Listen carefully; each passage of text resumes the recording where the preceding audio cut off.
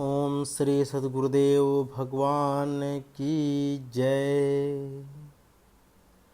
भारत के महान संत चैतन्य महाप्रभु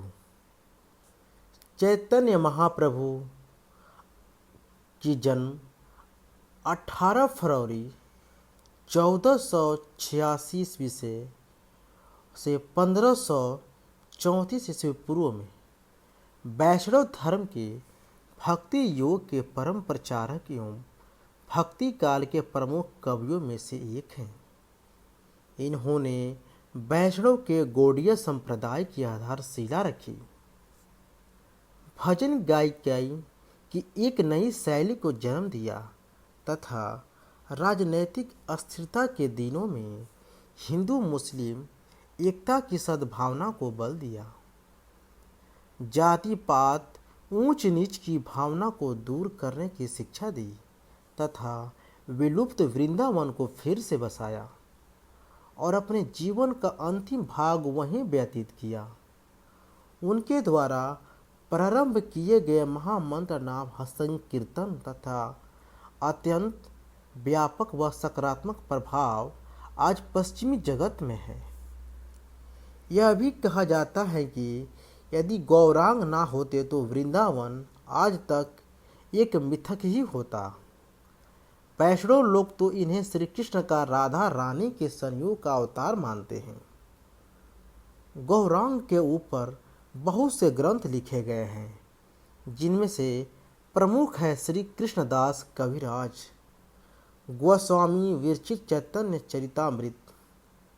इसके अलावा श्री वृंदावन दास ठाकुर रचित चैतन्य महाभागवत तथा लोचन दास ठाकुर का चैतन्य मंगल भी है।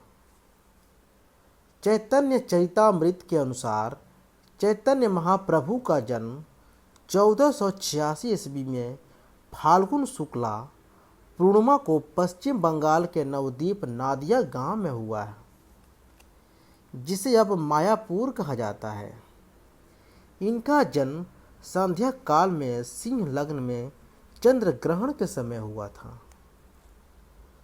उस समय बहुत से लोग शुद्धि की कामना से हरिनाम जपते हुए गंगा स्नान करने को जा रहे थे।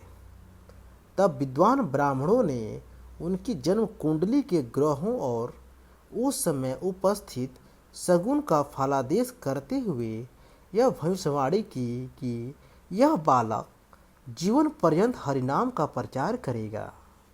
यद्यपि बालावस्था में उनकी जन्म कुंडली और ग्रहों के अनुसार उस समय उपस्थिति शगुन का फलादेश करते हुए यह भविष्यवाणी की कि यह बालक जीवन पर्यंत हरिनाम का प्रचार करेगा।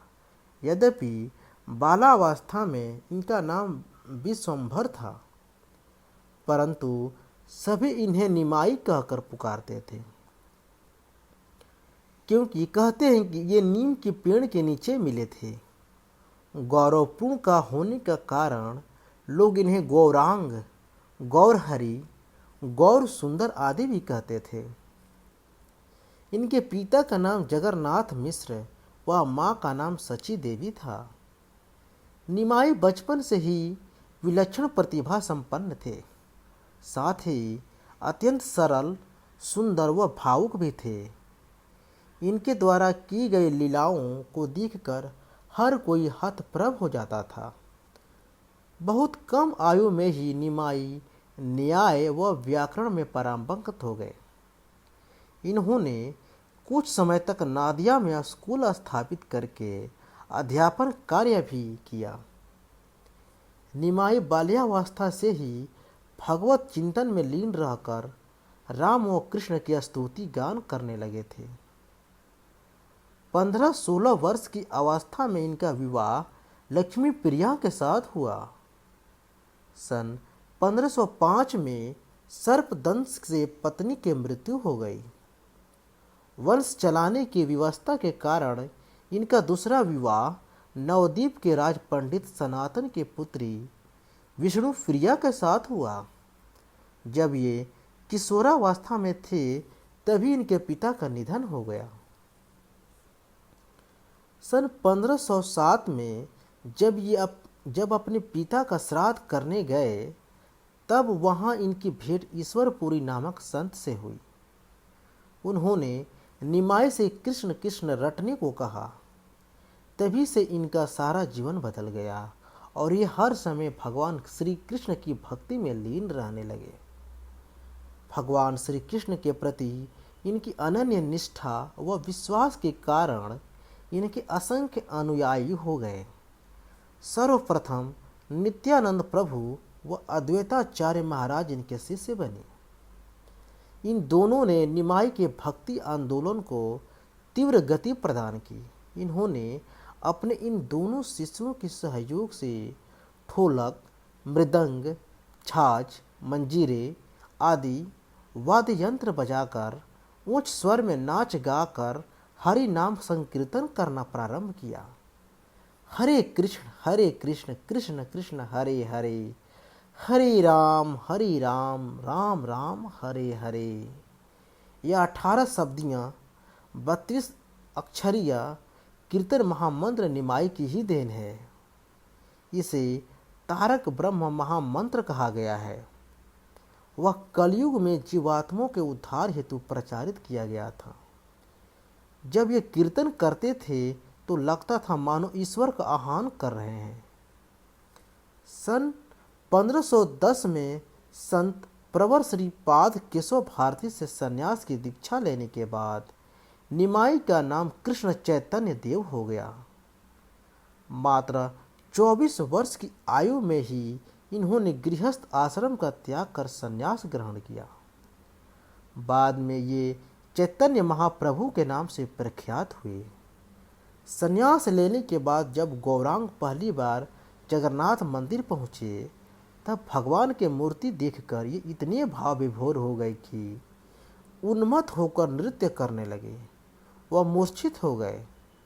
संयोग से जब वहाँ उपस्थित प्रकांड पंडित सार्वभौम भट्टाचार्य महाप्रभु की प्रेम भक्ति से प्रभावित होकर उन्हें अपने घर ले गए। घर पर शास्त्र चर्चा आरंभ हुई जिसमें सार्वभौम अपने पंडित्व का प्रदर्शन करने लगे। तब श्री गौरांग ने भक्ति का महत्व ज्ञान से कहीं ऊपर सिद्ध किया व उन्हें अपने षटभुज रूप का दर्शन कराया। सार्वभौम तभी से गौरांग महाप्रभु के शिष्य हो गए और वह अंत समय तक उनके साथ रहे। पंडित सार्वभौम भट्टाचार्य ने गौरांग की 7 श्लोकीय स्तुति रची जिसे आज चैतन्य शतक से जाना जाता है। उड़ीसा के सूर्यवंशी सम्राट गजपति महाराज प्रताप रुद्रदेव ने इन्हें श्री कृष्ण का अवतार माना और इनका अनन्य भक्त बन गया। चैतन्य महाप्रभु संन्यास लेने के बाद नीलांचल चले गए। इसके बाद दक्षिण भारत के श्रीरंग क्षेत्र व सेतु बंद आदि स्थानों पर भी रहे। इन्होंने देश की कोने कोने में जाकर हरिनाम की महत्ता का प्रचार किया। सन 1515 ईस्वी में विजयादशमी के दिन वृंदावन के लिए प्रस्थान किया। ये वन के रास्ते ही वृंदावन को चले।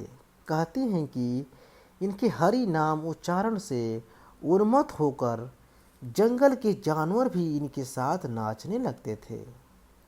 बड़े बड़े जंगली जानवर जैसे शेर, बाघ और हाथी आदि भी इनकी आगे नतमस्तक हो प्रेम भाव से नृत्य करते चलते थे। कार्तिक पूर्णिमा का ये वृंदावन पहुँचे। वृंदावन में आज भी कार्तिक पूर्णिमा के दिन गौरांग का आगमनोत्सव मनाया जाता है।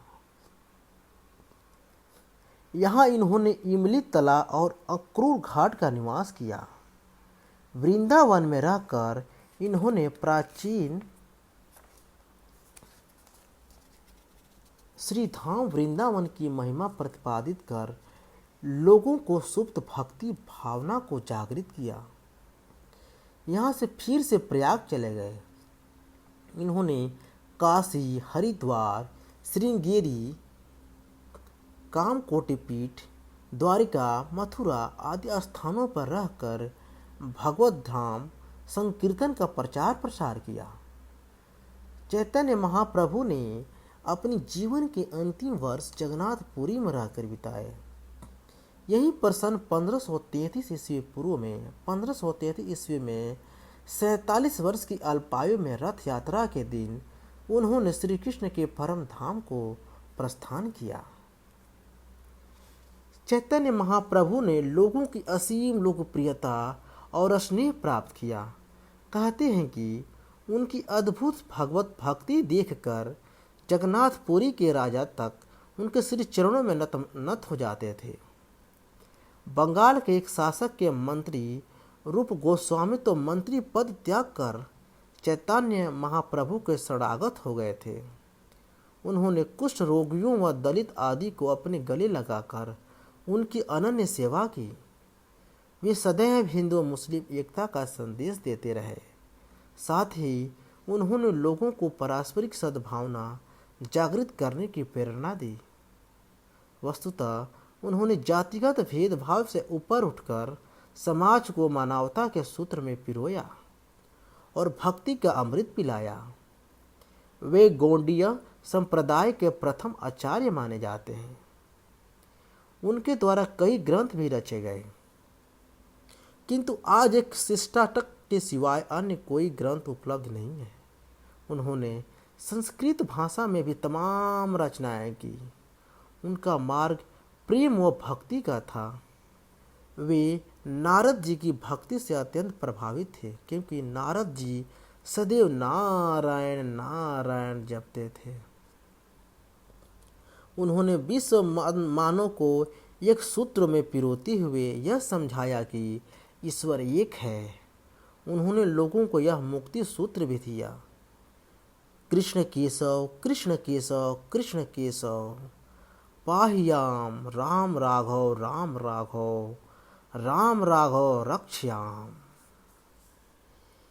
हिंदू धर्म में नाम जाप को हुई वैष्णव धर्म माना गया है और भगवान श्री कृष्ण को प्रधानता दी गई है। चैतन्य ने इन्हीं की उपासना की और नवद्वीप से अपने 6 प्रमुख अनुयायियों को वृंदावन भेजकर वहां सप्त देवालयों को आधारशिला रखवाई। गौरांग ने जिस गौड़ीय संप्रदाय की स्थापना की थी, उसमें 6 गोस्वामियों की अत्यंत अहम भूमिका रही है। इन सभी ने भक्ति आंदोलन को व्यवहारिक स्वरूप प्रदान किया। साथ ही वृंदावन के सप्त देवालयों को माध्यम से विश्व में आध्यात्मिक चेतना का प्रसार किया। रसिक कवि कुलचक्र चूड़ामणि श्री जीव गोस्वामी महाराज षड्वासमी गणों में अन्यतम थे। उन्होंने परमार्थिक निस्वार्थ प्रवृत्ति से युक्त होकर सेवा व जन कल्याण के जो अनेक कार्य किए वह स्तुत्य है। चैतन्य महाप्रभु के सिद्धांत अनुसार हरि नाम में रुचि, जीव मात्र पर दया एवं वैष्णव की सेवा करना उनके स्वभाव में था। वह मात्र 20 वर्ष की आयु में ही सब कुछ त्याग कर वृंदावन में अखंड वास करने आ गए थे। ये 6 गोस्वामी थे। श्री गोपाल भट्ट स्वामी बहुत कम आयु में ही गौरांग की कृपा से यहाँ आ गए थे। दक्षिण भारत का भ्रमण करते हुए गौरांग 4 माह इनके घर पर ठहरे थे। बाद में इन्होंने गौरांग के नाम संकीर्तन में प्रवेश किया। श्री रघुनाथ भट्ट गोस्वामी सदा हरे कृष्ण का अनवरत जाप करते रहते थे और श्रीमद् भागवत का पाठ नियम से करते थे। राधा कुंड के तट पर निवास करते हुए प्रतिदिन भागवत का मीठा पाठ स्थानीय लोगों को सुनाते थे। इतने भाव विभोर हो जाते थे कि उनमें प्रेमाश्रुओं से भागवत के पन्ने भी भीग जाते थे। श्री रूप गोस्वामी का जन्म 1493 ईस्वी को हुआ था। इन्होंने 22 वर्ष की आयु में गृह आश्रम त्याग कर दिया था। बाद में 51 वर्ष की आयु में ब्रज में ही रहे। लोग चैतन्य को भगवान श्री कृष्ण का अवतार मानते हैं। इसके कुछ संदर्भ प्राचीन हिंदू ग्रंथों में भी मिलते हैं। श्री गौरांग अवतार की श्रेष्ठता के प्रतिपादक अनेक ग्रंथ हैं। इनमें श्री चैतन्य चरितामृत, श्री चैतन्य भागवत, श्री चैतन्य मंगल, आमिया, निमाई, चरित और चैतन्य शतक आदि विशेष रूप में उल्लेखनीय है। गौरांग की स्तुति में अनेक महाकाव्य भी लिखे गए हैं। इनका लिखा कोई ग्रंथ या पाठ नहीं उपलब्ध है, मात्र 8 श्लोक ही उपलब्ध है, जिसे इसे शिष्टाचक्र कहते हैं। किंतु गौरांग के विचारों के श्री कृष्णदास ने चैतन्य चरितामृत में संकलित किया है। बाद में समय समय पर रूप जीव और सनातन गोस्वामियों ने अपने अपने ग्रंथों में चैतन्य चरित प्रकाश किया है। इनके विचारों का सार यह है कि श्री कृष्ण ही एकमात्र देव हैं। वे मूर्तिमान सौंदर्य हैं, प्रेम परक हैं। उनकी 3 शक्तियाँ हैं, परम ब्रह्म शक्ति, माया शक्ति और विलास शक्ति है। विलास शक्तियाँ 2 प्रकार की है। एक है प्रभाव विलास, जिसके माध्यम से श्री कृष्ण एक से अनेक होकर गोपियों से क्रीड़ा करते हैं। दूसरी है वैभव विलास, जिसके द्वारा श्री कृष्ण चतुर्व्यूह का रूप धारण करते हैं। चैतन्य मत के व्यूह सिद्धांत का आधार प्रेम और लीला है। गोलोक में श्री कृष्ण की लीला शाश्वत है। प्रेम उनकी मूल शक्ति है और वही आनंद का कारण है। यही प्रेम भक्त चित्त में स्थित होकर महाभाव बन जाता है। यह महाभाव ही राधा है। राधा ही श्री कृष्ण के सर्वोच्च प्रेम का आलंबन है। वही उनकी प्रेम की आदर्श प्रतिमा है। गोपी कृष्ण लीला प्रेम का प्रतिफल है। गौड़ीय संप्रदाय के प्रवर्तक श्री चैतन्य महाप्रभु ओम गौरांग के मायापुरी में एक मंदिर स्थापित प्रतिमा है। ओम श्री गुरुदेव भगवान की जय।